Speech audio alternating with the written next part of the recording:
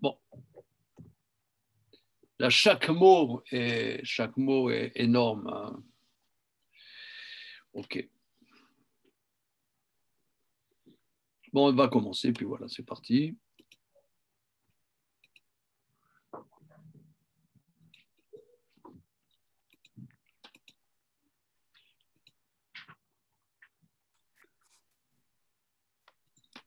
On avait fait les derniers séphim de Yudalef? Oui. Ah oui, à l'aise. Oui. Bonjour Antoine. Ça va? Bonjour, bien. Ouais. Alors, on va y aller. Perek Shnemassar. Tu as le texte, Antoine? Oui, je dois l'avoir. Tu dois l'avoir. J'ai pas aimé ça. Je dois l'avoir. Je... On voit le mec au CM1, tu vois, CM1. Lévi, vous avez votre cahier, je dois l'avoir. Ah là là, il était bon là, Antoine, en CM1. Attends, mets le micro là pour qu'on rigole. Micro. Ah, je disais, c'est vrai le cahier en cours, bon, je reconnais que je l'avais pas tout le temps. Et je suis pas sûr qu'on ait terminé le 11. Hein. Non, on n'a pas fait. On n'a pas fait. Hein. Il y a Jésus de Nazareth et tout. on a terminé. Et comment qu'on l'a terminé? Mais non. On a parlé de Jésus. On n'a pas parlé de Jésus, là, la raciste. Qu'est-ce qu'il y a avec Jésus? Mais... Yeshua Anosraï. Non, ça c'est le 13e chapitre, on ne le fera pas. Ah, c'est le 13e chapitre. Ça c'est le 13e, on ne le fera pas. Dans Sépharia, c'est dans le 11. C'est le 13e chapitre. Ah ouais, donc c'est une façon de mettre les chapitres. Oui, c'est peut-être pas une même... c'est pas la même édition. Ah oui, d'accord, je comprends. Moi, j'ai l'édition de Varsovie. Ok. Mais qu'est-ce qu'il fait? Il fait dodo, là, Mor Youssef? Qu'est-ce qu'il... Il est à Palavas, hein, attends. T'as tes coussins, là, derrière toi? Attends, j'entends pas. Mets le micro.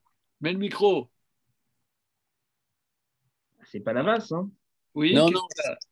Je disais qu'on avait 1 heure de décalage, 22 heures déjà ici, alors je suis presque... c'est Nathania. Moi, je prône... Voilà. Maintenant, on va me demander, Rav Zizek, quel genre de judaïsme vous prônez? J'ai compris. Je prône un judaïsme pantouflard. Voilà. Là, je pense que ça va être consensuel. Là, ça ne va pas choquer. C'est le dérive du Zoom. C'est le dérive du Zoom. Ça va pas choquer ni les féministes, ni les véganes, ni les anti-gluten. Oui, on est zéro. Zéro effort. Judaïsme, zéro effort. Bon, c'est parti, on y va. Alors, oui, regardez, donc dans Sépharia, il y a des polémiques sur les versions du texte. Alors, il y a certaines halakhot, effectivement, d'après certaines versions, certains manuscrits qui parlent de Jésus et de Mohamed. Mais je n'ai pas travaillé ces textes-là. Je ne les ai pas travaillés et ce n'est pas dans l'édition qu'on appelle l'édition de Varsovie. C'est dans l'édition que vous avez dans Sépharia, c'est dans l'édition Frenkel, mais je ne peux pas l'enseigner parce que j'ai pas des outils pour l'enseigner. Voilà. Okay. Alors, Perek Shnemasa, Al Yale Alev chez Bemot Amashia Vatel Davar, c'est bon? Non, donc c'est quoi, c'est 13 alors? Non, 12. C'est celui que j'ai mis dans le chat. Ah, tu l'as remis. Oui. Bonjour Rémi. Oui, bonjour à tous. Bonsoir. Perek Shnemasa. Al Yale Al Alev. Shebemot Hamashiach Yevatel Davar Meminago Shel Olam, Oyesham Chidush Bebase Bereshit. Et là, Olam, est-ce que vous avez là? Je ne trouve plus le texte, excuse-moi. C'est dans le chat. Le chat, c'est quoi? Attends, c'est donc au verset, non, le chat? Non. Oui, Ouais, c'est ça. super, c'est bon. Merci. Kings on Wars. Oh. Alors. Al y aller à la lèvre, que ça ne monte pas au cœur. Chez Bemot Hamashiach, qu'au temps du Mashiach, Ivatel Davar Meminago Shel Olam changera une chose du cours du monde. O Yesham Chidush Bemase Bereshit, ou bien qu'il y ait une innovation dans l'œuvre de la création. Et là, Olam Keminago Noeg. Mais le monde suit son cours. C'est ce que nous avons dit la semaine dernière. Certes, il va y avoir des changements qualitatifs faramineux, puisque nous avons vu dans l'alakha précédente, c'est là-dessus que nous nous étions quittés la semaine dernière, que le Mashiach va reconstruire le temple à son endroit, c'est-à-dire au centre de Jérusalem. Et on en convient que les nations du monde qui accepteraient cela, c'est un cataclysme qualitatif, puisque et la chrétienté et l'islam se sont construits sur le fait que Israël a perdu sa centralité et que c'est eux la vraie tradition, que ceux qui ne sont pas dans l'islam, c'est des koufars, et la chrétienté, c'est Vérus Israël. Donc, si on reconstruit le temple, c'est un cataclysme qualitatif. Mais c'est à l'intérieur des règles de la nature, c'est-à-dire l'eau, ça sera toujours H2O, ça ne sera pas autrement. Voilà, c'est ça ce qu'il veut dire. Et le coca aura toujours la même couleur même. C'est-à-dire peut-être. Peut-être. Ça, le coca, c'est un débat. C'est un débat. Zeshenema Beishaya, et ce qui est écrit dans Isaïe, Vegarzev im keves venemer ingedi irbatz. Et ce qu'on dit dans le prophète Isaïe, qu'il habitera le loup avec l'agneau et la panthère avec le chevreau. Il s'ébattra dans les champs. Machal vechida, c'est une parabole. Nyada davar, sheyu Israël yoshvim lebeta imriche ovde koravim ou mazdalot ameshulim kazev vanemer. Ce que signifie cette parabole, c'est qu'Israël siégera tranquille avec les impies idolâtres qui sont comparés au loup et à la panthère. Comme dit le verset, Zev Aravot et Shadem Venemer Shoked Alareem. Comme on voit d'ailleurs dans ce sens représenter les nations sous le nom de loup, le loup de la steppe, il est, je ne sais pas exactement qu'est-ce que ça veut dire, mais en tout cas que ça correspond, Zev Aravot et Shadem Venemer Shoked Alareem. Je ne sais pas traduire ce verset. Veyarzeru kulam les datemet, et tous reviendront à la loi de vérité.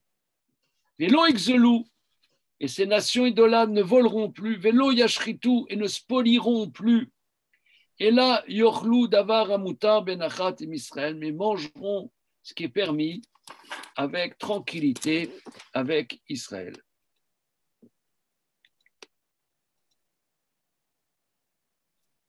Une seconde. Avec Israël, voilà. Shenema, ve aryeh kebakar yochal teven. Le lion, comme la vache, mangera du foin. Alors, quand on dit le lion, comme la vache, mangera du foin, il n'y a aucun intérêt de nous dire que le lion mangera du foin. C'est une parabole. C'est une parabole. Bonsoir, Rémi.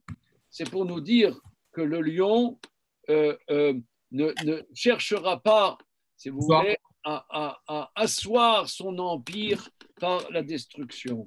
Vechen kol kayotse belu advarim benyan hamashiach et meshalim. Tout ce qu'on trouve dans les prophètes au sujet du Mashiach, ce sont des paraboles. Et regardez, ici c'est extraordinaire ce qu'il dit. Ubemot ameler hamashiach ivada lakol eze davar hayabashal uma inyan ramzu baem. Et au temps messianique, on saura à quoi ces versets prophétiques font référence. Parce qu'il y a beaucoup de choses font référence à des choses, mais on ne sait pas à quoi. Eh bien, on saura à ce moment-là, maintenant, on comprend le verset. Ça fait référence à ceci, ça fait référence à cela. Une seconde, ça veut dire que, à la différence des protestants, des évangélistes, là, il ne faut pas passer notre vie à étudier du Isaïe. Alors, tu vas voir. J'ai l'impression que ça veut dire ça, non ? Ce que toi tu dis, petit clap-clap, parce que là, j'ai dit comme ça. Là, il va encore surenchérir par rapport à ça dans la halakha suivante. Là, tout de suite, tu vas voir. Bonsoir, Madame Zerdoun. Bonsoir, Rav Zizek. Bonsoir, vous allez bien ? Oui, très bien. Tant mieux. On est quelle halakha ? Excusez-moi pour la préparation de Purim, là. Purim arrive. Purim frétille. Oui, c'est vrai, vous avez raison. Là, on est dans la préparation, là. Alors, oui, alors regardez le Réved, Asagat à Réved. On est dans la première halakha, Eli. On est d'accord. Ok. Alors, il dit, ne pense pas qu'il y aura un changement dans les lois de la nature. Le monde suit son cours. Alors, c'est un débat dans la Gemara. C'est un débat dans la Gemara. Il y a Samer Gimel dans Maseret Shabbat. La Mishnah dit qu'au temps messianique, il n'y aura plus de guerre. Et la Gemara dit que la halakha n'est pas comme la Mishnah. Il y aura toujours des guerres. C'est fréquent, ça, que clairement la Mishnah n'est pas suivie? C'est exceptionnel, ou ça arrive? C'est minoritaire, mais ce n'est pas exceptionnel. C'est pas exceptionnel. Shmuel dit En ben olam hazeh lemot hamashiach ela shaboun malchuyot bilvad. Il n'y a que entre notre époque et les temps messianiques que l'oppression des nations. Mais que l'oppression des nations, c'est tout. Mais c'est énorme. Mais ce n'est pas dans l'ordre de la nature. C'est énorme. Ça veut dire que vous allez me dire, là, peut-être aujourd'hui, on ne sent pas l'oppression des nations. Il y a quand même une oppression. Je vais vous dire, au niveau le plus simple, vous savez que la circoncision, s'il n'y a pas des gens qui se battent pour la circoncision serait interdite en France. Si on ne se battait pas pour la shrita, chas v'shalom, serait interdite en France. Ça veut dire, sous des airs comme ça, avenant, goguenard et franchouillard, il y a une oppression. Il y a une grande oppression qu'il faut analyser. Mais disons, il y a une oppression. Mais cette oppression, il n'y aura plus cette oppression des nations. Donc c'est un changement, je dirais, qualitatif, vertigineux, mais pas dans l'ordre de la nature. Alors regardez le Réved, Asagat à Réved. Al yale à la lèvre, chez Bebot à Mashiach, etc. Que ça ne monte pas dans ta pensée.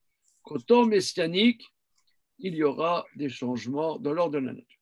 Amar Avraham, Valo Batora, Veshavti Chayara Minaretz. Et c'est écrit dans les versets que si les enfants d'Israël font la volonté de Dieu, j'enlèverai les bêtes sauvages de la terre. Donc il y a bien, dit le Réved, il y a bien... qu'est-ce qu'il veut dire le Réved? Et pourquoi tu ne dis pas que c'est un machal? Ah oui, c'est ce que j'allais dire. Disons aussi que c'est une parabole. Disons aussi que c'est une parabole. Ah, alors... Il prend le sens simple. Oui. Il prend le sens... clairement, c'est le sens simple. La différence entre le lion qui paie avec la brebis, genre c'est pareil que si le lion n'est plus là, ça veut dire qu'il a plus au statut de bête sauvage, il aura un statut de voilà, d'animal comme tous les autres. C'est pour moi, il va dans le sens du texte plat, quoi. Oui, mais alors là, Élie, je t'aime bien, mais sauf ton respect, je cherche le mot. C'est quoi l'inverse du clap? Ouais, je cherche. Le clip. Ils n'ont pas mis. La clope. Le pouce en dessous. Ils n'ont pas mis sur Zoom le contraire du clap. Le flop. Donc, je mets le contraire de clap. Ça veut dire. Non, regarde, pourquoi? Parce que si c'était ce que toi tu dis, il avait qu'à dire de quel droit les versets d'Isaïe, tu dis que c'est une parabole. Il ne discute pas sur les versets d'Isaïe. Il a l'air de dire que dans les versets d'Isaïe, ok, fais ce que tu veux, fais ta tambouille.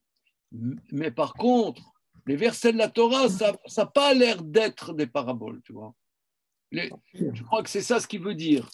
Ce qu'il veut dire, c'est qu'il y a le langage des livres des prophètes post-Chumash, mais le texte de la Torah, c'est une autre qualité, c'est un autre langage, c'est une autre langue. Il y a la langue des prophètes et il y a la langue du Chumash. Le Chumash, c'est pas parabolique, c'est pas des paraboles. Et c'est où ce verset dans le Chumash là? Je l'ai plus comme ça. Ça, si je ne m'abuse, c'est un parachat de Bechukotai. C'est dans la Torah, oui, dans les brachot d'avant. Dans les brachot. Si vous faites la volonté de Dieu, j'enlèverai les bêtes sauvages. Donc là, il y a oui, parce qu'on avait vu ensemble, dans Gvorot Hashem, que les bêtes sauvages, tu ne peux pas leur dire va aller à droite, mesdames les hyènes, et aller à gauche, machin. Elles se baladent. Donc, qu'il n'y ait pas de bêtes sauvages en terre d'Israël, ça sort, comme on avait vu le Harov, souvenez-vous, on avait vu que les bêtes sauvages n'arrivent pas en terre de Goshen, le man teda qui en kachem elokenu. Là, tu sauras qu'il n'y a pas comme Hachem. Parce que les bêtes sauvages n'aillent pas là, ça c'est pas normal. Donc, ça, c'est pas dans les lois de la nature. Une bête sauvage, tu lâches les bêtes sauvages, elles y vont. Donc, entre parenthèses, vous savez qu'à Jérusalem, il y a des bêtes sauvages. Il y a des loups. Et dans la nature, il y a des loups. Et à Kiryat Yovel, des porcs épics. C'est vrai. Élie, tu as vu à Kiryat Yovel des porcs épics? Non, mais mon frère m'a dit que oui, il en voit de temps en temps. Enfin, il en a déjà vu un, quoi. Et c'est très, très impressionnant. Hein. Et des chacals aussi, non? Il y a des chacals. Ouais, il y a des chacals. Alors, mais en tout cas, donc lui, il n'est pas d'accord. Il dit oui, Réved, il n'est pas d'accord avec cette histoire. Il y a oui des changements dans l'ordre de la nature. Alors, la deuxième halakha. Amrou Chachamim. En ben haolam hazeh limot hamashiach ela kabul malchuyot bilvad. Donc, c'est ce que je vous ai rapporté. C'est l'enseignement de Shmuel, si je ne m'abuse, d'Avsamer Gimel dans ma Sechet Shabbat. Et le Kesef Mishneh rapporte dans Perek Helek, dans Sanhedrin, mais sur plusieurs endroits dans le Talmud. La seule différence entre l'époque actuelle et les temps messianiques, c'est l'asservissement des nations. Iré, mais pshutam shel divrei nevim. Il a l'air de ressortir du sens simple des prophètes. Chez Betrilat Yemot HaMashiach Tiem Milchemet Gog uMagog. Au début du temps messianique, il y aura la guerre de Gog uMagog. Chez Kodem Milchemet Gog uMagog, Yamod Navi, les Yacher Israël, les Achin Libam. Shenema, Ine Anochi, Sholea, Lachem, et Elia Anavi, Lifnebo, Yom Hashem, Agadol, Ve'anora. Et qu'avant la guerre de Gog Magog, se lèvera un prophète pour rendre droit Israël et préparer leur cœur, comme dit le verset dans Malachi. J'envoie pour vous le prophète Élie, et qui ramènera le cœur des pères vers les enfants, le cœur des enfants vers les pères, avant que je ne vienne et que je frappe la terre de destruction. Venoba, le prophète, il dit, Lo letame ataor, velo letaer atame, velo lipsol anashim shem becheskat David. Velo l'archir mi sheozeku psulim, Et là, la soum shalom baolam, lève avot albanim. Il ne viendra pas rendre impur ce qui est pur, ni rendre pur ce qui est impur, ni disqualifier ceux qu'on considère qui sont cachers, ni rendre cachers ceux qui sont considérés pas cachers. C'est-à-dire que l'idée qu'on a, c'est que le prophète Élie, c'est ultra lucide, et dit sur quelqu'un, voilà, toi, vérité, t'es mamzer, toi ceci, toi cela. Il dit les secrets des alcôves. Pas du tout. Il ne va pas mettre la panique à bord. Il ne va pas dire, voilà, toi, tu crois que tu es juif, en réalité, tu es goy, toi, tu crois que tu es... Voilà, non, c'est pas ça. C'est quoi le tikou alors dans la Gemara? On dit Avo Eliaou quand il y a quand on n'arrive pas à répondre et on n'arrive pas à conclure, on dit Avo Eliaou. Oui, voilà. Tekou. Tekou. Alors, Tekou, c'est-à-dire que ça sera un grand chacham et des questions subtiles d'Alakha, il nous aidera à trancher ces problèmes. Ça veut dire quoi déjà Tekou? Tekou, c'était quoi déjà? Tekou, en hébreu moderne, ça veut dire match nul. Ah, Tekou. Tekou, ça veut dire stop, on ne sait pas. C'est pas tranché. Ok. Tekou. Et là, la soum shalom olam, il viendra mettre la paisibilité chez Nema, les shiv lev avot albanim, il ramènera le cœur des pères vers les enfants. Alors regardez, ça c'est très intéressant, ça, parce que bon, on en a déjà parlé moult fois, parce qu'en général, on imagine le contraire, il ramènera le cœur des enfants vers les pères. Parce qu'il y a les pères qui disent à leurs enfants, mais pourquoi vous ne m'écoutez pas? Vous allez faire des bêtises. Pourquoi vous allez en boîte de nuit, dans un monde de perdition, etc. Mais pourquoi vous n'écoutez pas la tradition? Et alors, le verset dit, ramènera le cœur des pères vers les fils. C'est quand même étonnant, non? Très étonnant. C'est vrai, le cœur. Alors après, tu ramèneras le cœur des pères vers les fils et le cœur des fils vers les pères. Mais d'abord, le premier étape, le cœur des pères vers les fils. Ouais, c'est la paix, ça. Il parle de paix et ensuite il dit chez Neymar, Veshiv lev avot albanim. Ouais. Ok, c'est pas la paix comme on entend, quoi. C'est pas. Alors, mais c'est quoi cette paix? C'est la paix dans les familles, quoi. Comment? Dans la famille. Alors quoi? Je trouve que la vote albanim, c'est souvent les enfants qui vivent, entre guillemets, plus pleinement la réalité de l'époque. Entre guillemets, les pères, ils ont eu un peu leur chance avant, et ceux qui vivent vraiment le renouveau et qui sont un peu dans le nerf de la guerre, c'est souvent les enfants. Enfin, je sais pas, c'est une impression. C'est un peu la jeune génération qui construit quelque chose. Alors, oui, vas-y.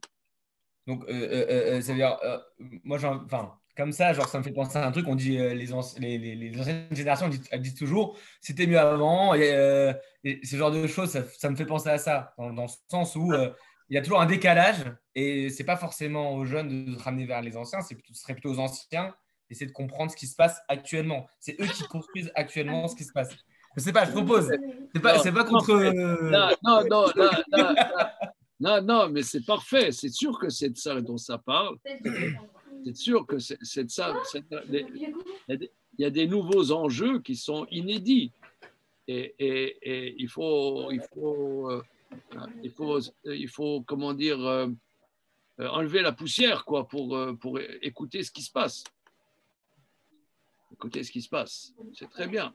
Alors, mais là, donc, il faut le courage d'écouter les enjeux d'aujourd'hui, ce que les jeunes y vivent aujourd'hui, et ne pas faire de barrière à ça, enfin, ne pas, voilà, et pas se bloquer sur des anciens critères. Alors, ce que tu dis, c'est parfait. Maintenant, c'est comme dit Lévi, c'est impressionnant. On pourrait dire, il va faire la paix dans le monde, ben, ça veut dire que la France, elle ne va plus vendre ses avions Rafale, les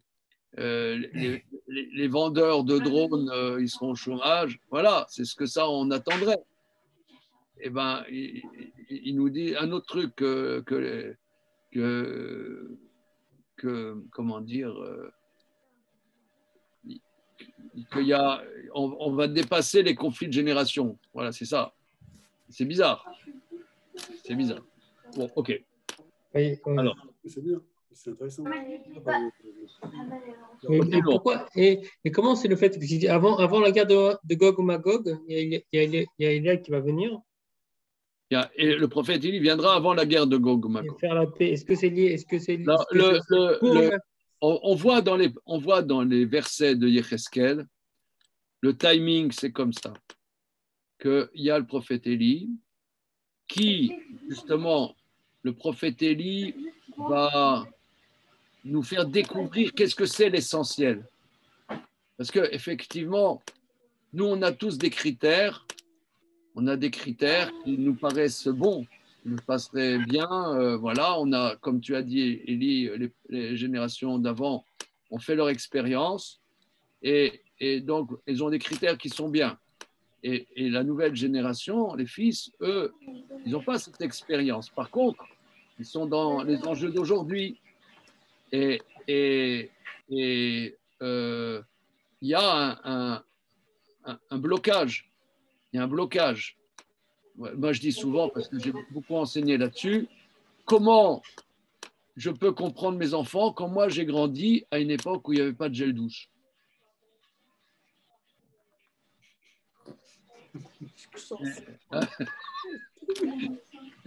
Hein, Odile? Je ne sais pas comment tu as fait. Non, mais mes enfants ne peuvent pas me comprendre. J'ai grandi et même, j'ai passé le bac sans calculette. Ça n'existait pas la calculette. Il y avait les trucs, vous savez, là, pour la trigonométrie, là, il fallait tirer. Vous avez connu ça? Des trucs incroyables, là. Mais il n'y avait pas la calculette électrique, tu vois. Récemment, on a revu une émission sur la conquête spatiale avec les filles. Là, ils ont envoyé la fusée sur la Lune. La puissance d'ordinateur qu'ils avaient, n'importe quel smartphone aujourd'hui, c'est supérieur en puissance de calcul. Ah ouais, c'est hallucinant. Ils ont envoyé des hommes sur la Lune avec une puissance de calcul ridicule par rapport à aujourd'hui. Hein. Une calculette, quoi. Ouais, alors, une calculette, la calculette d'un lycéen, du petit Kevin, là. Ouais, à Haute-Saratora, à Belleville, il a la calculette. C'est la folie. Et c'est la folie. Et ça prenait et les ordinateurs, ils prenaient des pièces entières. Des pièces entières pour avoir la calculette de Kevin. Donc on ne peut pas se comprendre. D'ailleurs, on peut pas. Ouais, non, c'est un autre monde. Antoine, est-ce que toi, tu es né avec le gel douche, n'est-ce pas? Tu ne sais pas ce que c'est la savonnette. Quand tu es sous la douche, la savonnette qui t'échappe. Ah ouais, qui glisse. Je ne l'ai pas beaucoup rencontré.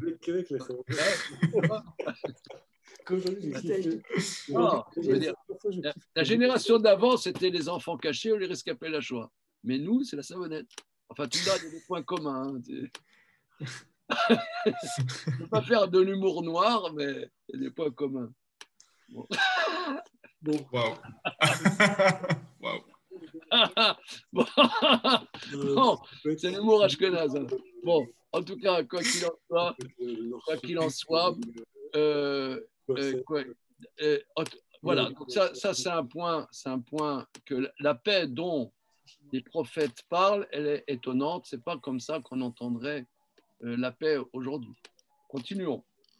Veyesh minach chachamim sheomrim shekodem biyat hamashiach yavo Eliyahu. Certains maîtres disent qu'avant la venue de Messie viendra le prophète Élie. Vekol elu advarim.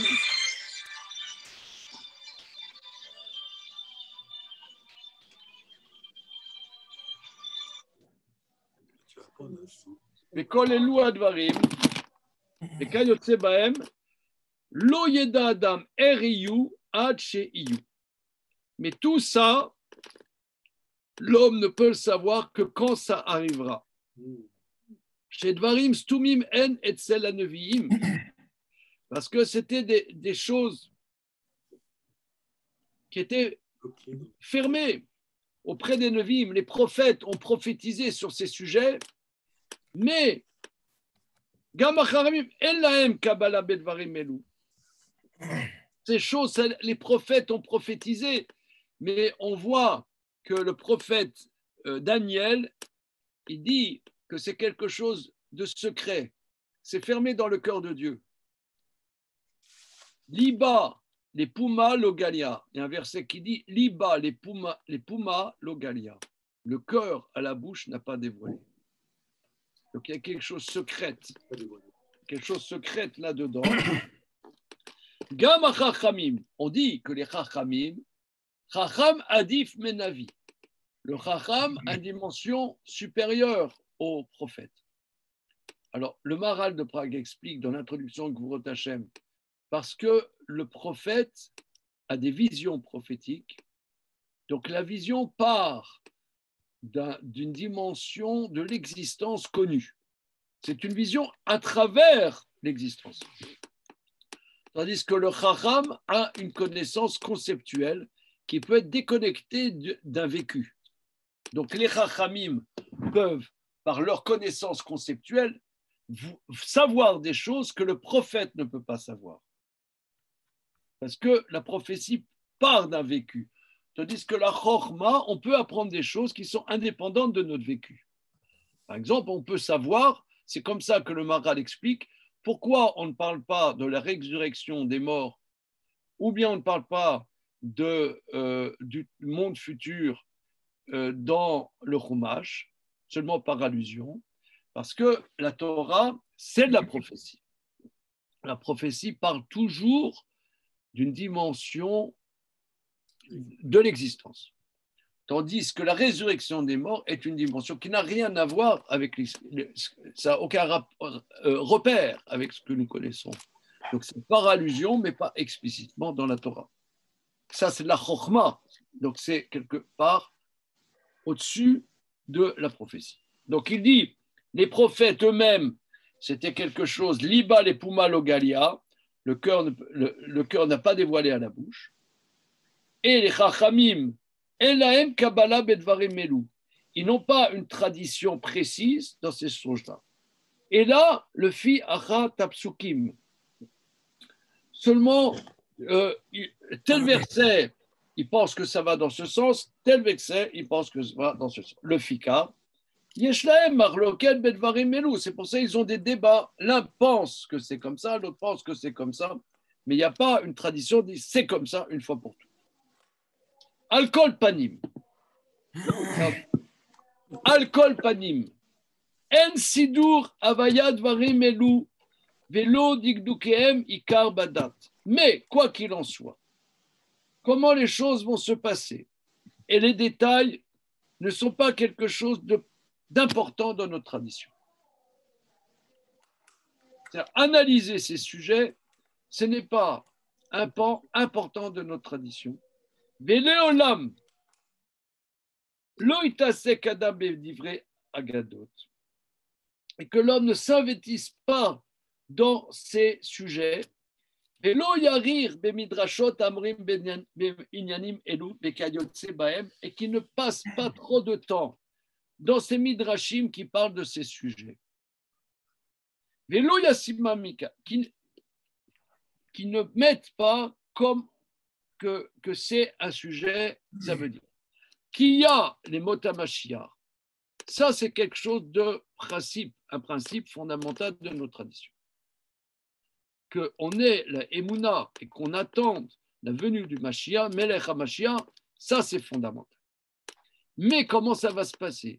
Quelles vont être les étapes? Qu'est-ce qui va se passer à cette époque-là? Et comment les choses vont s'organiser? Ça, par contre, ça, c'est complètement secondaire et tu perds ton temps. Il dit, pas seulement ça, En meviim, lo lideira, velo lideava. Ça n'amène ni la crainte, ni l'amour.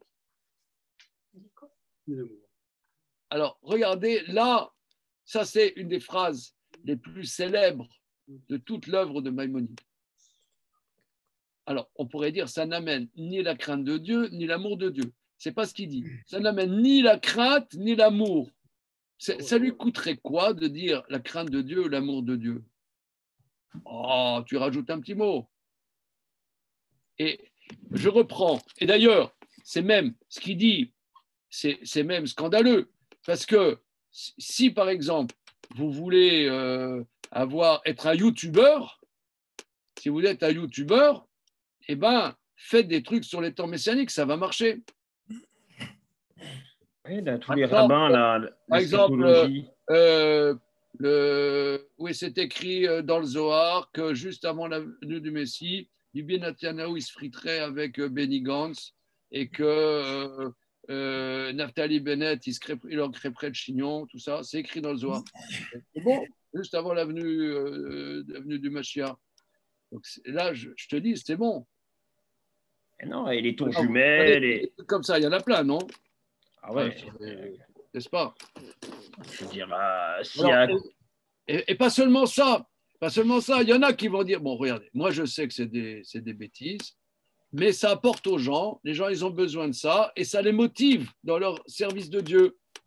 Ça les motive. Par exemple, fais une bracha, ça va faire venir le Mashiach. Ouais. Ça. Pourquoi il y en a qui disent fais une bracha, ça va faire venir le Mashiach? On dit fais une bracha parce que Dieu te l'a demandé. Pourquoi ça va faire venir le Mashiach? Non, mais il y a une époque, c'était très à la mode les codes dans la Torah. Il y a des, je ne sais pas si vous vous rappelez. Oui. D'ailleurs, il y en a. J'ai des voisins, ils ont des problèmes Shabbat pour rentrer avec le code. Non, mais sérieusement, il y a une époque, il y a des gens qui ont vraiment fait teshuva et tout, sérieusement, mais à partir de cette histoire de code dans la Torah. Hein. Pas juste des allumés. Un livre comme ça qui s'appelle le Code d'Esther, je crois. Ouais. Et que... bon, c'est très drôle. Mais c'est ça, genre, c'est bon. Après, je pense que c'est peut-être pour faire vendre, je sais pas quoi, mais en tout cas, c'est vraiment dans le sujet, quoi. Non, c'est vendeur, quoi. C'est vendeur. Ouais, c'est vendeur. Non, mais c'est pas seulement vendeur. Non, vendeur, bon, c'est une chose. Mais on peut penser, par exemple, regardez, je parle sans acrimonie, on essaie d'analyser. Prenons par exemple les Chabad se sont investis énormément dans l'histoire du Mashiach. Ils sont investis énormément dans le Mashiach, que we want Mashiach no, we want Mashiach no, we want Mashiach no, etc. Donc, c'est un très très grand investissement et ils ont toute une littérature extrêmement poussée là-dessus, des livres sur la Géoula, dont certains Chabad m'ont donné. J'ai dans mon salon là quelques livres sur ce sujet, mais encore j'en ai 2-3, mais là ils en ont des bibliothèques entières. Donc ils pensent que ça motive et ça comment dire, ça galvanise et ça donne confiance et que ça apporte quelque chose. Ça apporte quelque chose. Lui il dit non, ça apporte. C'est savoir qu'il va y avoir le Mashiach. Que ça c'est un principe fondamental dans la Torah.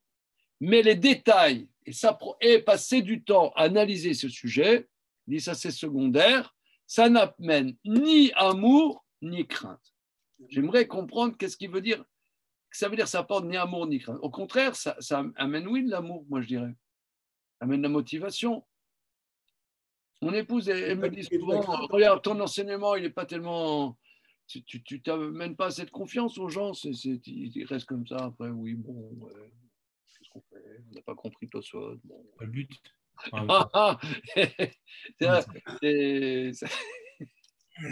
Ouais, bon...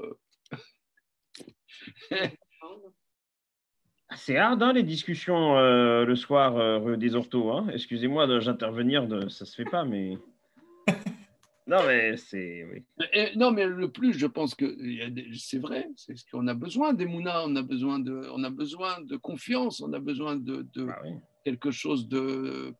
Comment dire, savoir que ce qu'on fait, ça va amener à quelque chose. J'ai pas l'impression que le Rambam, il dit que c'est... Voilà, il nous empêche d'avoir cette Emouna. Je sais pas, genre, je sais que il y a eu pendant très très longtemps, enfin, encore aujourd'hui d'ailleurs, il y a toujours cette idée de retour en Israël à la fin de la Gad Pessar, toutes ces notions un peu d'espérance. Bon, je parle avec des mots un peu, voilà, mais disons que il y a ce côté un petit peu, on attend quelque chose.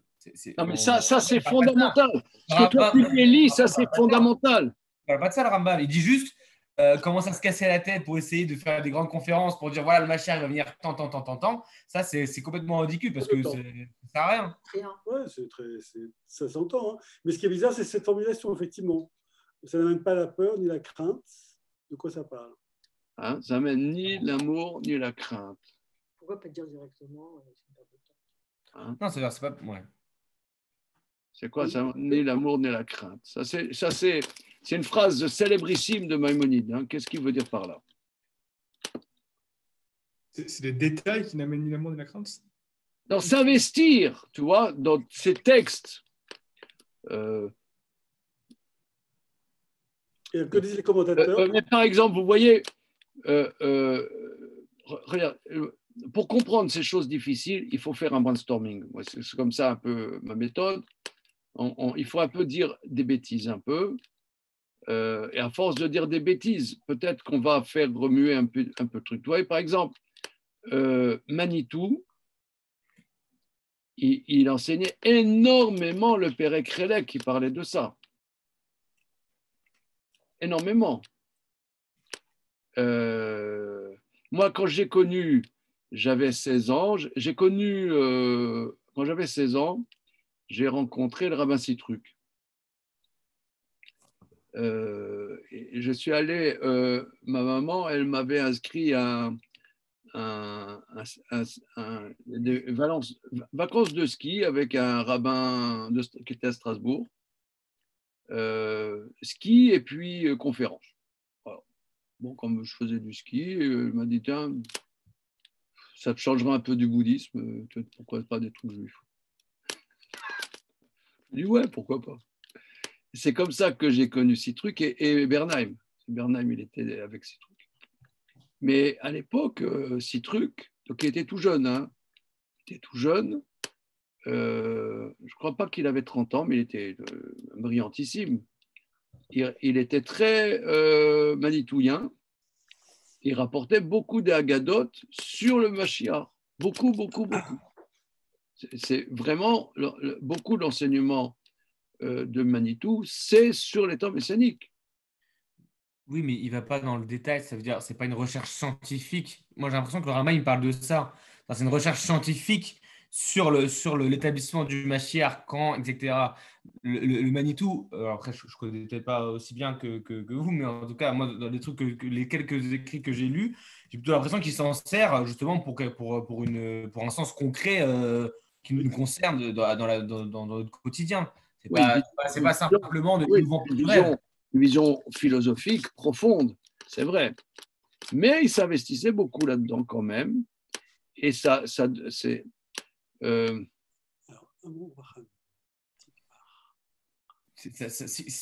partir du moment où ça reste du limoud, comme n'importe quel limoud, comme n'importe quel autre sujet, c'est pas ça que. J'ai pas l'impression que c'est de ça que la mamie parle. J'ai plutôt l'impression que c'est une recherche. Regardez la suite. Vechen lo yechashev haketsim, qui ne calcule pas la fin des temps. Voilà. Amrou chachamim, la Gemara dit, tipa rucham shem mechashve ketsim, que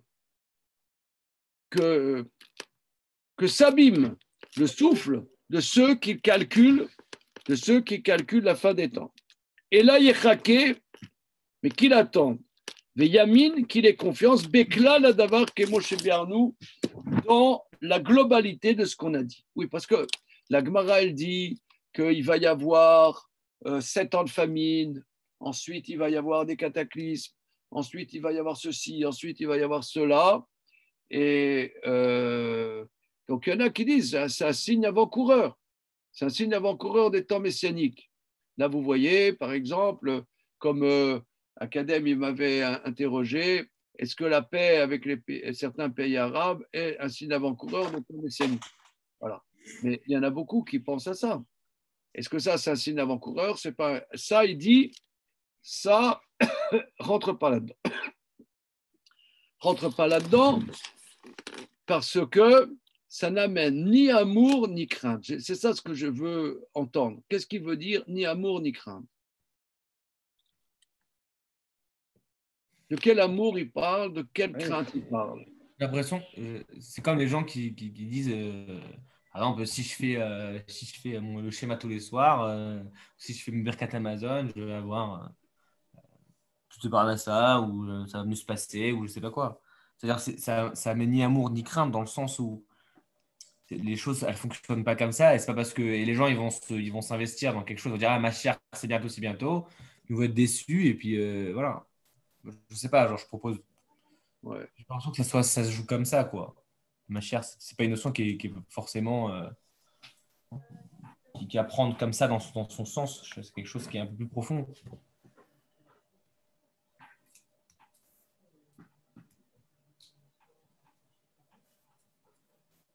Et si on reliait amour et crainte avec le Fils et le Père aussi? Hey. Vas-y, dribble, allez. Ah, pas mal, pas mal. On a parlé, ça rapproche le Père du Fils et le Fils du Père. Peut-être que ce rapport, c'est avoir un peu de l'amour et de la crainte, dans la famille ou un truc comme ça, quoi. Parce qu'on ne parle pas de Hachem, effectivement, sinon on l'aurait dit. Non, mais comme tu as dit qu'on pouvait dire même des bêtises. Oui, non, mais j'essaie d'entendre ce que tu dis. Il faut que les pères craignent leurs enfants et les. Je sais pas.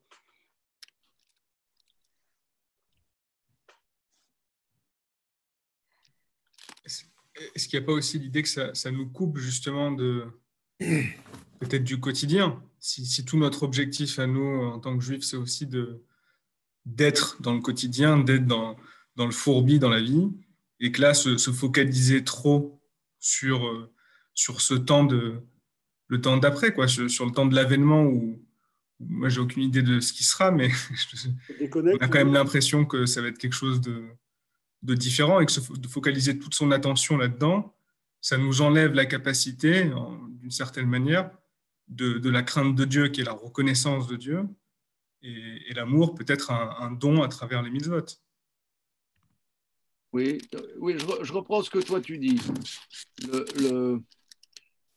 On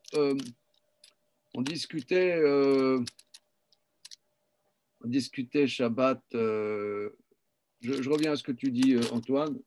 Il y a un nouveau à l'Yeshiva que vous avez peut-être vu, Nathan Chia, tu as vu? Hein? Tu as vu Nathan Chia? Rappeur. Ouais. Rappeur. Alors,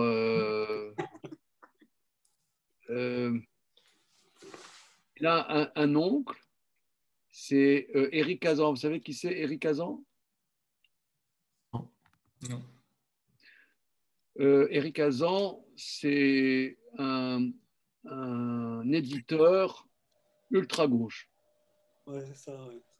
Un éditeur ultra-gauche. Le juif ultra-gauche. Alors, il était chez moi Shabbat, on a discuté de ça.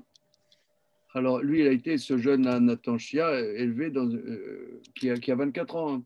Il a été élevé dans une famille ultra-gauche, bourgeois, très bourgeois, ultra-gauche. Ultra-gauche. Bobo. Mais plus, non, c'est bobo, c'est gentil, mais là, c'est pas tellement. C'est un peu. C'est-à-dire que Mélenchon, il est migré, hein, c'est ultra-gauche. Ouais, bon.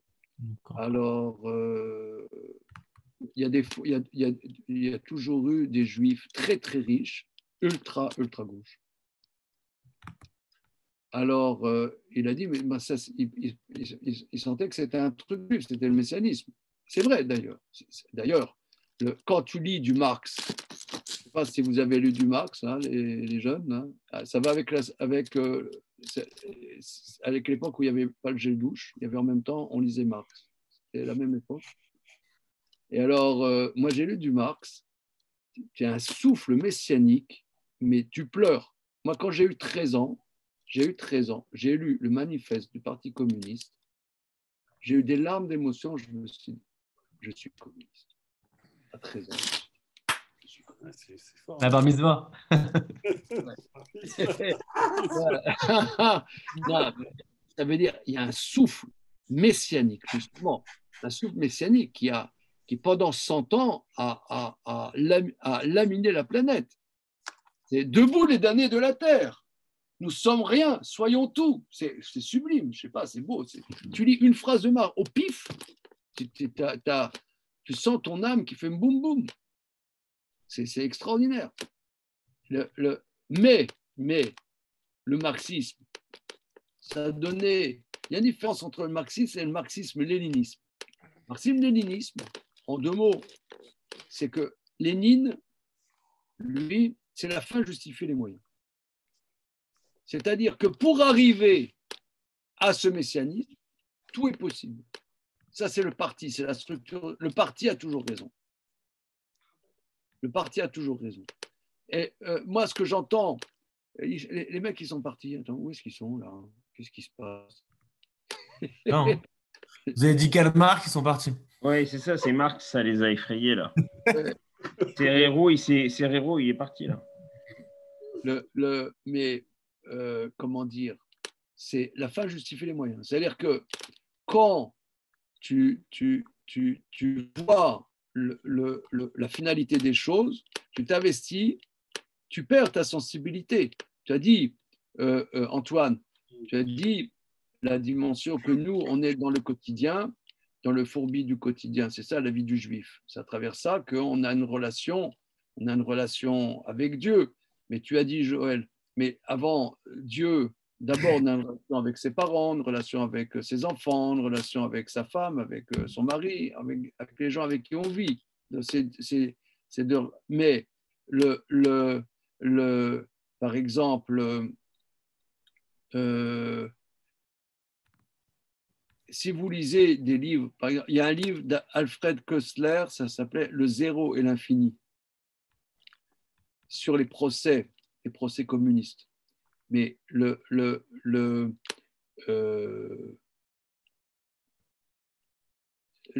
vous donne un exemple.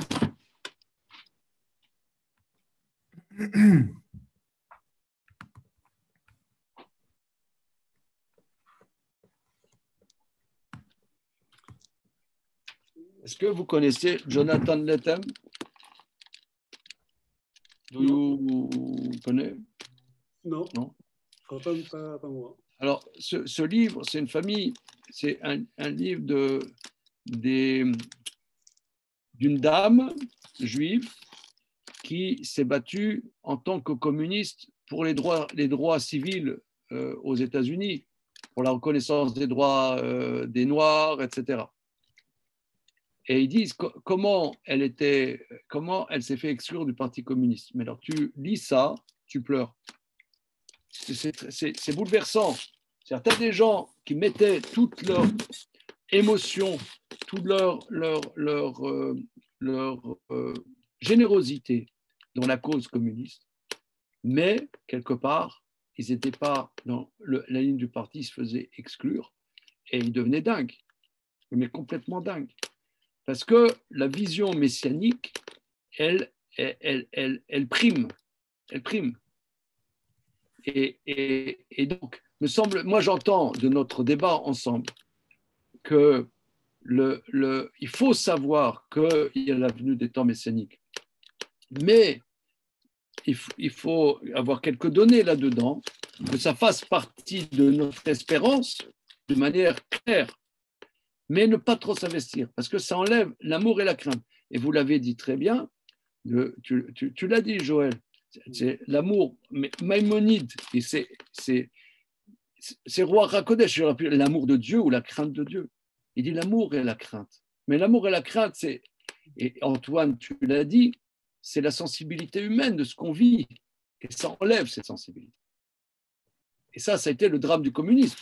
Ça a enlevé toute sensibilité. C'est vrai qu'aujourd'hui, on ne sait plus qu'est-ce que c'est les communistes. Mais comment dire, c'est des choses importantes qui ont été vécues par des millions de juifs. Hein. Ça a été, les juifs ont construit le communisme.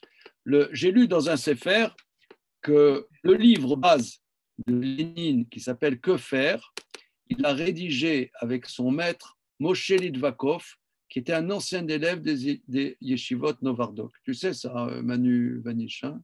on en a déjà parlé. Donc, c'est un truc très important. Donc, je crois qu'on va comprendre maintenant au niveau simple. Quand Maïmonide dit ça n'a ni amour ni crainte, il faut le prendre. Ça enlève la sensibilité humaine. Ça enlève la sensibilité humaine. Ça devient la fin justifie les moyens. Et ça, mollo. Vas-y, mollo, Coco. C'est mollo. Voilà. On continue. Alors, il va dire des choses magnifiques. Alakha Gimel.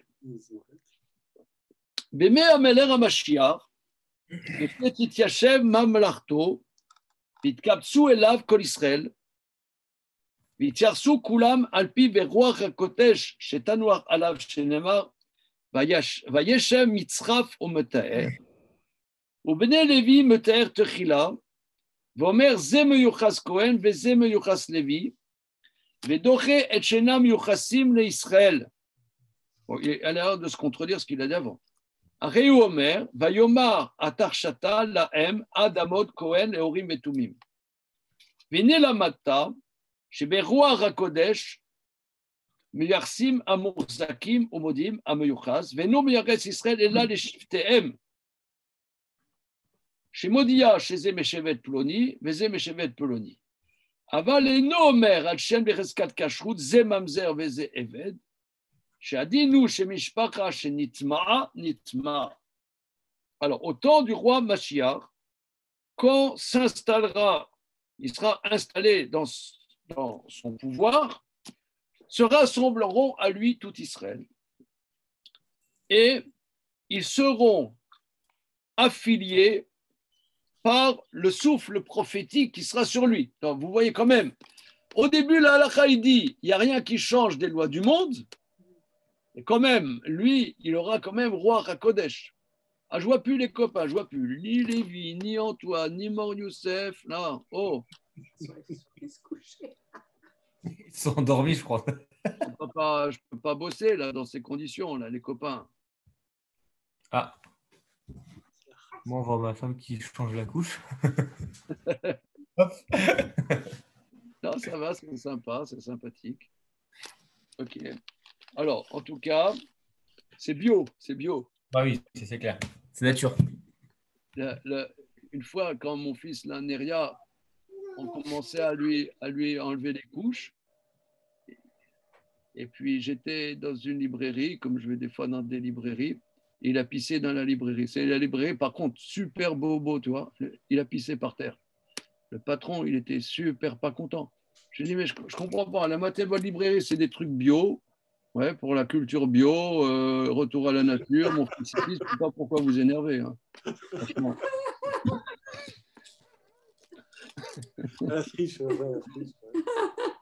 Ah, le type, c'est lui qui m'a énervé. Je ne comprends pas. Mon fils, il pisse, il s'énerve. C'est bio. Là, tu vois, le truc, machin, ouais, le compost, faites votre compost vous-même, etc. Ben, ils pissent dans un magasin. C'est bien. C'est bio. Je n'ai pas compris. Alors. Ah, c'est moi, ils sont venus. Retiens, mon ami, retiens. Alors, vas-y. Alors, donc, quand il sera, donc, Ityashem Mamlarto, Vitkatsu Elav Kol Israël, Ityarsu Kulam Alpi Beruach HaKodesh. Vous voyez que là, il y a quand même un bouleversement fondamental qu'il va dire, Beruach HaKodesh, toi, tu es la tribu de Zevulun, toi, tu es la tribu de Réhouven, toi, tu es Cohen, toi, tu es Lévi. C'est extraordinaire. Ça, c'est quand même, et ça, si vous voulez, il y a quand même une contradiction interne. L'Halakha Aleph, rien ne va changer des lois de la nature. Et là, maintenant, il va dire qui c'est qui est Cohen, qui c'est qui est Lévi, qui c'est qui est Israël. Oui, mais ça ne change pas. Ça ne change pas la loi de la nature, ça. C'est juste une connaissance prophétique, mais ce n'est pas changé. Il ne va pas transformer un Cohen en un Lévi et un Lévi en un Cohen. Il va juste savoir. Il va ordonner. Voilà. Il n'y a pas de changement radical de loi de la nature. Oui, c'est-à-dire, c'est à travers les lois de la nature, une connaissance prodigieuse. Oui, ah oui. C'est oui des prodiges. Bah oui, oui, donc il ne veut pas dire qu'il n'y aura pas des prodiges. C'est prodigieux. Mais à travers les lois de la nature. Mais c'est prodigieux. Ouais. Voilà. Shenema, Vayeshem Mitzraf ou Metar. Il s'assera, il va trier. Bnei Levi Meter Techila. D'abord, il purifie les Lévis. Veomer Miyuchas, Ze Miyuchas Kohen, Ze Miyuchas Lévi. Il dira celui-là, c'est un Kohen d'ascendant Kohen, d'ascendant Lévi. Vedoche et Shena Miyuchasim le Israël. Et il va repousser ceux qui ne sont pas liés à Israël. Il est possible que dans Israël, il y en a qui ne sont pas juifs. Et voilà, peut-être je suis norvégien. Voilà. Varé Omer, comme dit le verset, Vayomer atar shata lahem adamut kohen lorim betumim. Bon, ça, nous, justement, dans le cours de 13h à 14h, on étudie là tous les jours le traité Kiddushin.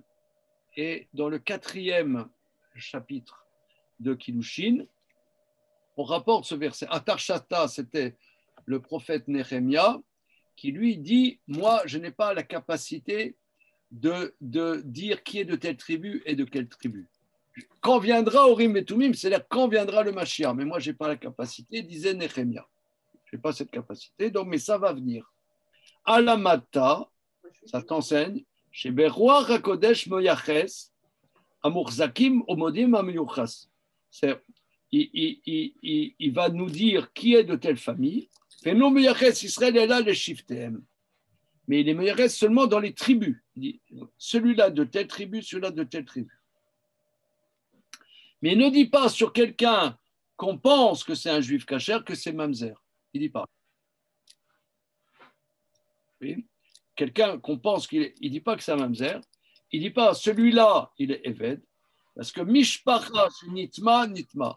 Une famille qui s'est mélangée dans Israël, elle s'est mélangée, on ne dit pas, c'est ce qu'il a dit dans la halakha d'avant, il ne dit pas que quelqu'un, il n'est pas soul. Il dit seulement qui c'est et de telle tribu, telle tribu. Halakha dalet. Lo nitavu achachamim v'neviim yemot hamashiach. Lo kedei sheyishletu al kol haolam. Velo kedei sheyirdu be'akum. Velo kedei sheinasu otam amim. Velo kedei le'echol ve'lishtol ve'lismoach.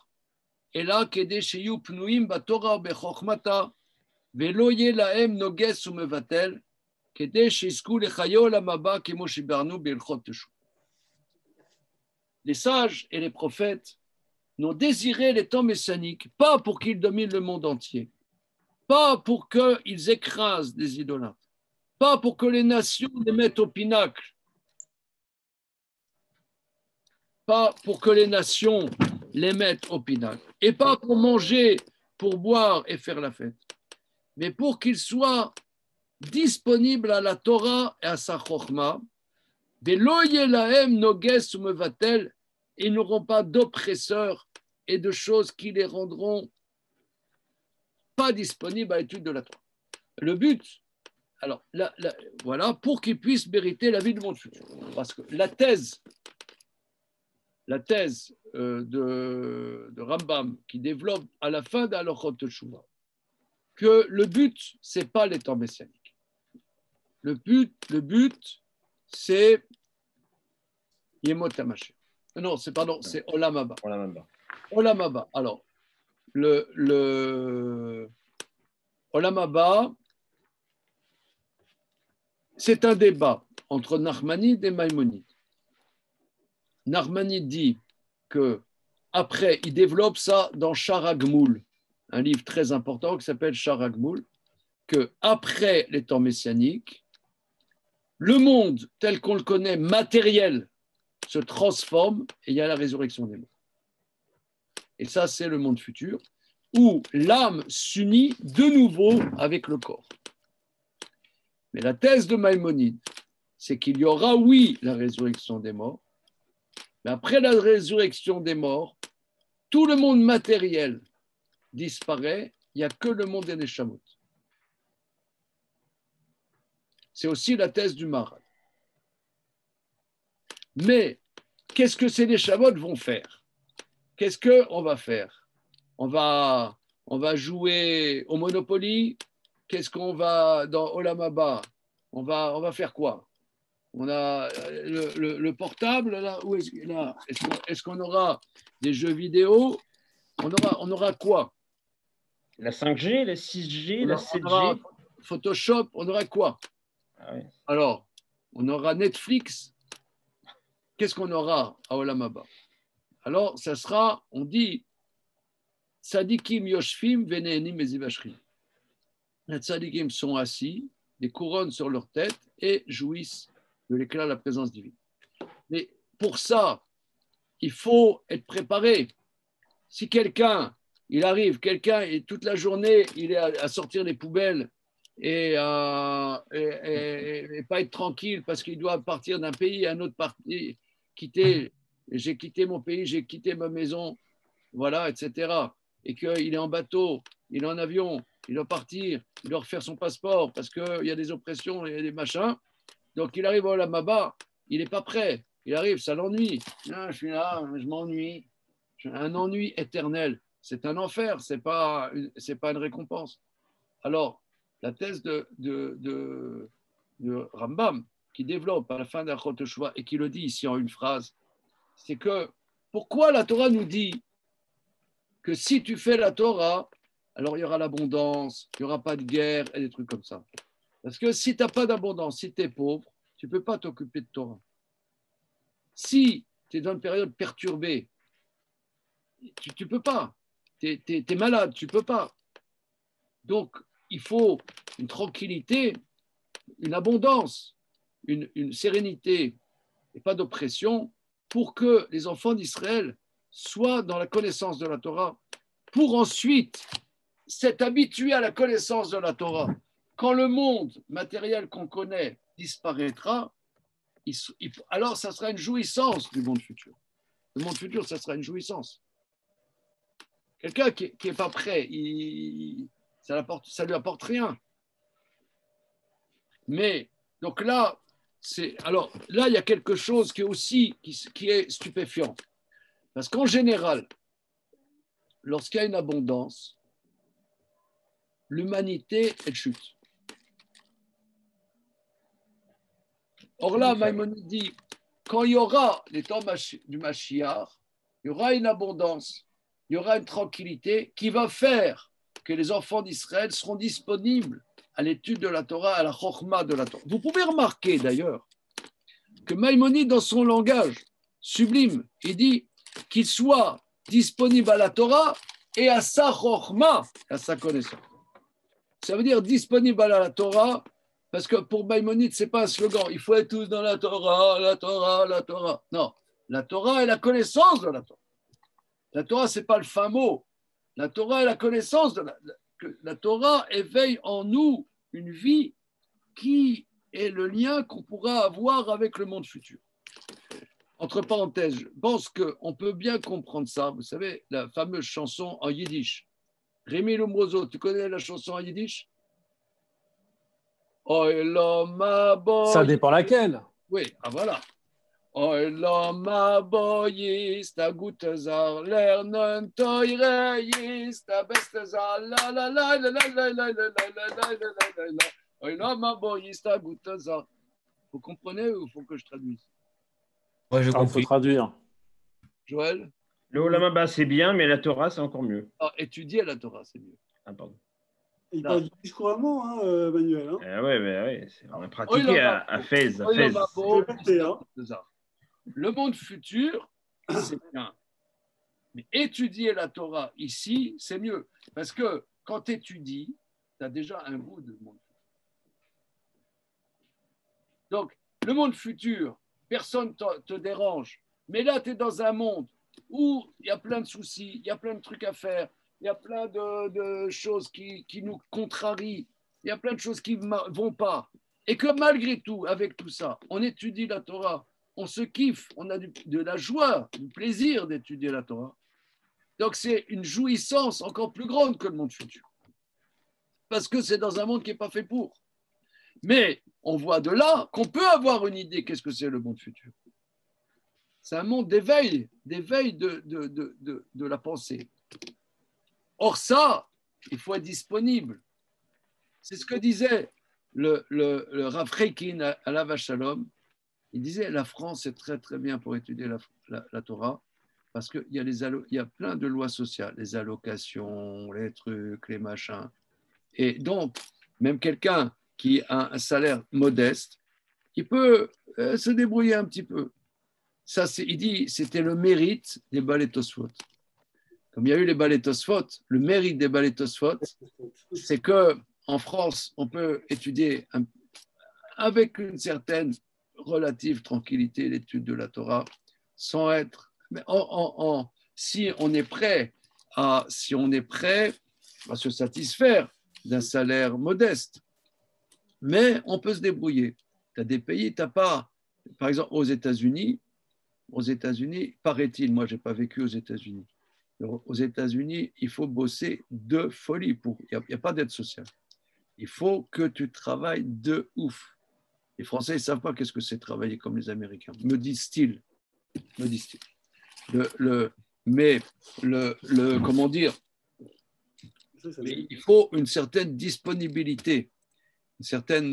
Et ça, c'est ça les Mot HaMashiach. Les Mot HaMashiach, il y aura un bouleversement spirituel que l'aise ne sera pas contraire à l'investissement spirituel. En général, le fait d'être à l'aise amène à une catastrophe spirituelle. C'est ce qu'on voit à Sodome et Gomorrhe. Sodome et Gomorrhe, le mot Sodome vient du mot Sadé, le champ, et Gomorrhe, Amora, c'est en mer, c'est la gerbe, parce qu'il n'y avait pas un endroit plus tranquille, plus verdoyant, plus riche que Sodome et Gomorrhe. Tellement que le Zohar dit que c'était presque les temps messianiques. Et ils ont loupé le coche. Et moi, je rajoute que la Californie dans les années 60, c'était proche des temps messianiques. Et d'ailleurs, il y a eu dans le West Coast des années 60, la contre-culture des années 60, un soubresaut. Mais ce soubresaut, il est tombé dans Sodome et Gomorrhe. On a l'impression que... Quoi, ce soubresaut? Comment? Quel soubresaut il y a eu qui s'apparente à ça? Il y a un développement de la connaissance, ce qu'on appelle la contre-culture dans les années 60. C'est vrai, aujourd'hui, c'est passé de mode aussi. C'est comme la savonnette, c'est passé de mode. Mais par exemple, si moi je lisais avec un trémolo, avec une émotion incroyable, Marx, si tu lis par exemple du Herbert Marcuse, ou alors du Wilhelm Reich, qui était des juifs, et qui étaient les porte-étendards de la contre-culture des années 60, mais il y a ou même Ivan Illich, par exemple. Vous lisez Ivan Illich, vous connaissez Ivan Illich, vous ne connaissez pas, c'est pas grave. Vous ouvrez Ivan Illich, n'importe quelle page, c'est une ouverture de pensée incroyable. Et ça donnait quoi? Ça donnait le mariage homosexuel qu'on voit aujourd'hui. Ça donnait comment dire, je sais pas, la drogue aussi, très forte, très forte. C'est impressionnant. Or, la Maïmonide nous dit quelque chose d'invraisemblable, que cette abondance et cette tranquillité amènera à la connaissance. Donc ça, c'est un changement spirituel qu'on ne connaît pas. On ne connaît pas ça. En général, ce n'est pas comme ça que ça se passe. Mais quand on dit tout simplement qu'il n'y a pas de Torah sans lechem, quelque chose comme ça, ça vient de là. C'est-à-dire si tu es trop tracassé par tes problèmes de la vie ou tout simplement ta faim, tu ne peux pas. Tu n'es pas disponible. Oui, c'est vrai. Imen Kemar en Torah. Alors, continuons. L'alacha est באותו זמן לא יהיה שם לא רעה ולא מלחמה ולא קינה ולא תחרות, שהטובה תהיה מושפעת הרבה, וכל המדענים מצויים כעפר, ולא יעשה כל העולם אלא לדעת יש השם בלבד, לפיכך יהיו ישראל חכמים גדולים ויודעים דברים הסתומים וישיגו דעת בורם כפיקוח האדם, שנאמר כי מלאה הארץ דעה את השם כמים לים מכסים. קדיש. Alors, je croyais. alors, non mais là, le Rambam, c'est la fin de tout le Mishneh Torah, hein. Dernière phrase du Mishneh Torah, et il y va avec ses violons. Là. Il y va. Et à cette époque, il n'y aura ni famine, ni guerre, ni jalousie, ni concurrence. Les bienfaits seront prodigués à l'infini, tous les délices seront présents comme la poussière et tout l'investissement du monde entier ne sera que de connaître Dieu. Vous voyez, là, c'est une contradiction. Parce qu'en général, un fils à papa, il s'ennuie et fait des conneries. Là, les fils à papa, ils auront qu'une seule énergie, connaître Dieu. Donc là, ça c'est un truc incroyable. Ça c'est un truc... C'est un bouleversement, ça me donne envie de voir, parce que moi, je ne connais pas ça. C'est un peu contradictoire, du coup, avec ce qu'il dit au début, quoi, du coup. C'est un peu, c'est un peu en contre-nature. Alors, synthétisons. Ça veut dire que les lois de la nature ne seront pas changées. Mais il y aura un cataclysme spirituel, oui. Mais à travers les lois de la nature. Mais à travers les lois de la nature. Mais un cataclysme, on ne connaît pas, on n'a pas l'expérience de ça. Je ne sais pas. Comment dire? Vous voyez, moi, je suis le vieux crouton des années 60. Mais par exemple, il y a eu un basculement terrible avec, je ne sais pas si vous connaissez le festival Woodstock. Évidemment, grand rendez-vous. Alors, qu'est-ce que tu as dit? Grand rendez-vous. Un grand rendez-vous. C'est quoi grand rendez-vous? Woodstock, vas-y. On a hâte de voir les dernières lignes de... Vas-y. De coke. Mais si vous voyez le film, moi, ce film, il me fait peur. Parce qu'il y a un grand espoir de, comment dire, justement, Veshiv Levavot Albanim, que les enfants, ils mettent l'humanité dans la fraîcheur, qu'on dépoussière ce vieux monde, on fait sortir une richesse intérieure, et c'est la dépravation. Tout le film, c'est à poil tout le monde. Ça fait peur. Il y a un bouleversement spirituel et paf, ça se transforme en n'importe quoi. C'est terrible. Ouais, c'est un film, si on veut comprendre quelque chose d'un drame de l'humanité, je trouve ce film, c'est vraiment un drame de l'humanité. Et Maïmonide dit, il y aura cette fraîcheur, il y aura cette opulence, parce que c'était que des fils à papa à Woodstock. Il n'y a pas un noir à Woodstock. Si, il y en a un, Richie Evans. Vous connaissez Richie Evans?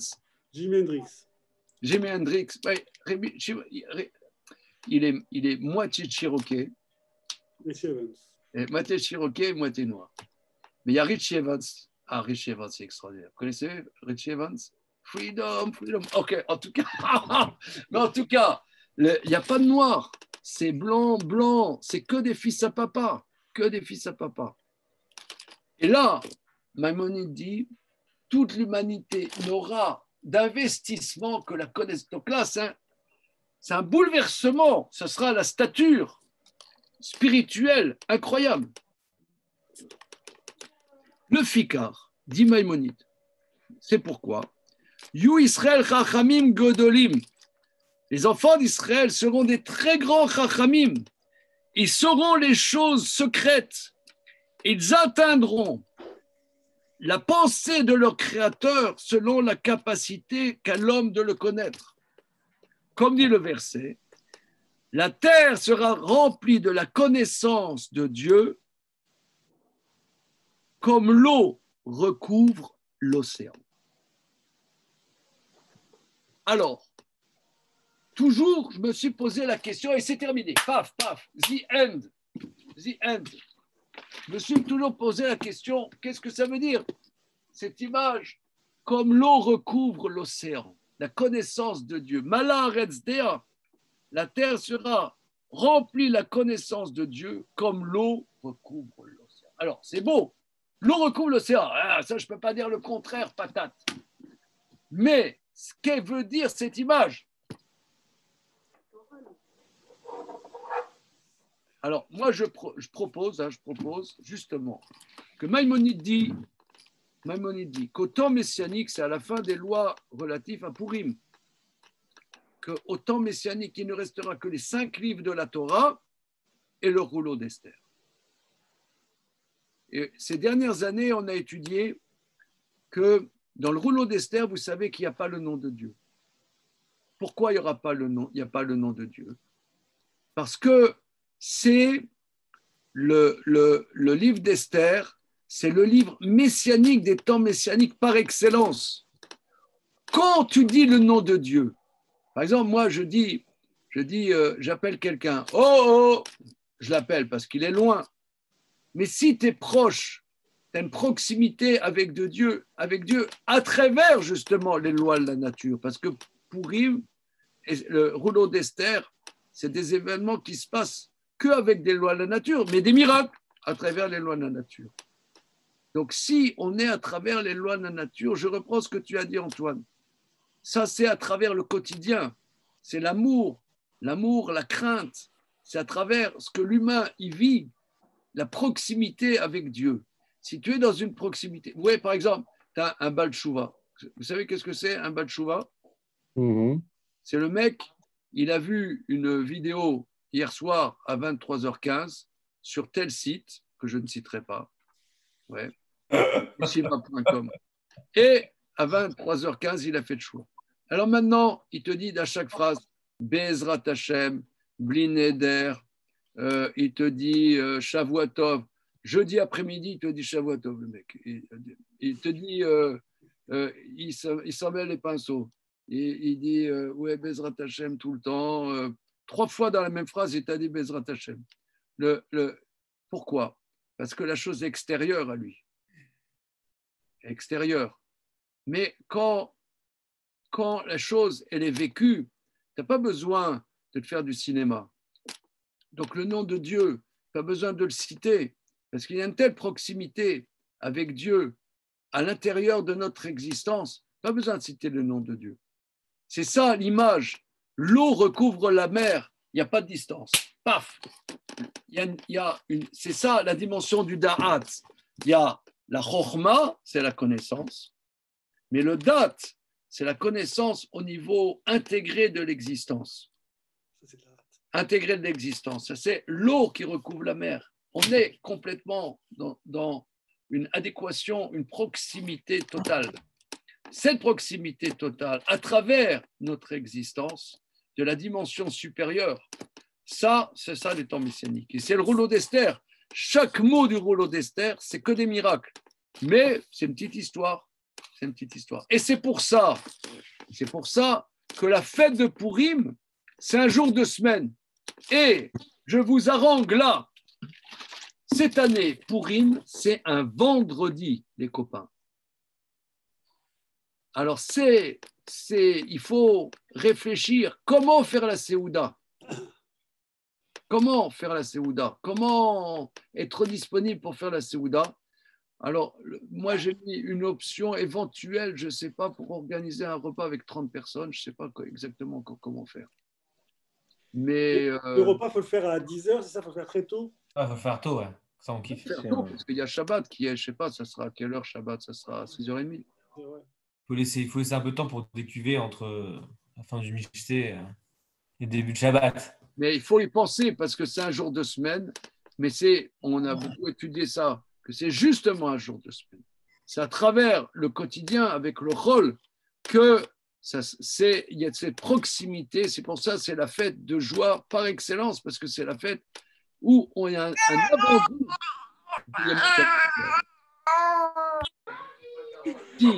Si Shabbat, c'est un avant-goût du monde futur, Purim, c'est un avant-goût des temps messianiques. Bon, regardez, Baruch Hashem, on a terminé tous ces chapitres-là ensemble. Je suis très, très content qu'on ait pu faire ça. Alors, quoi faire les semaines prochaines? Alors, on pourrait dire qu'on reprend le Gvurot Hashem, mais j'ai une idée à vous soumettre. Vous voulez savoir laquelle? Évidemment. Karl Marx. Je propose Karl Marx.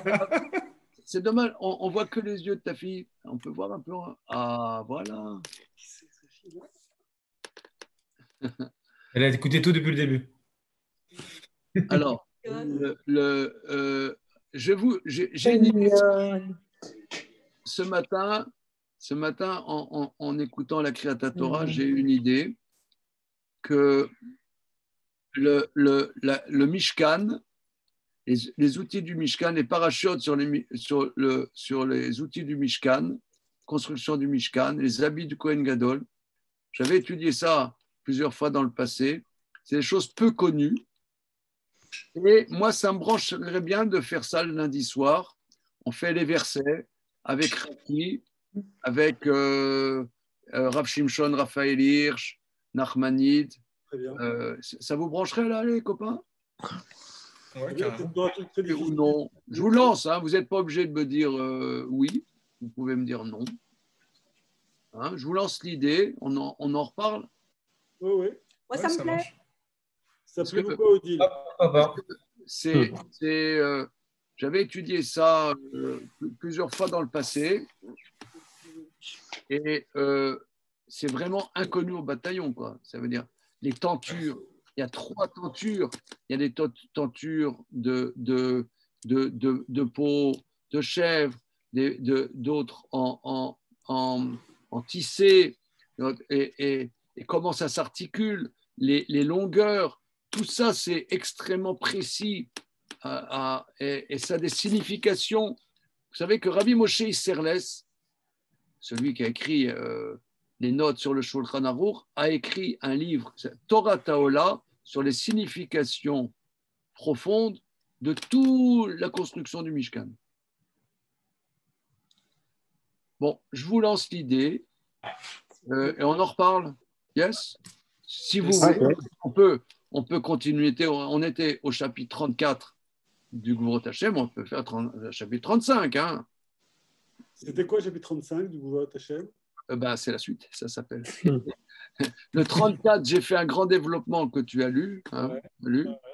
Alors, bon, il y a une suite. Alors, pourquoi on était parti? Parce qu'on avait vu que Dieu voulait imprimer son pouvoir, montrer son pouvoir. On est parti sur les chapitres qui parlent du pouvoir, comment ça s'est vécu, le pouvoir dans Israël. Et je pense que, bon, Hachem, on a vu des choses importantes. Et voilà. OK. Merci beaucoup, très bien. Merci, bonsoir. Merci. Salut les copains. Merci beaucoup, Raph. C'est très Merci beaucoup. Merci beaucoup.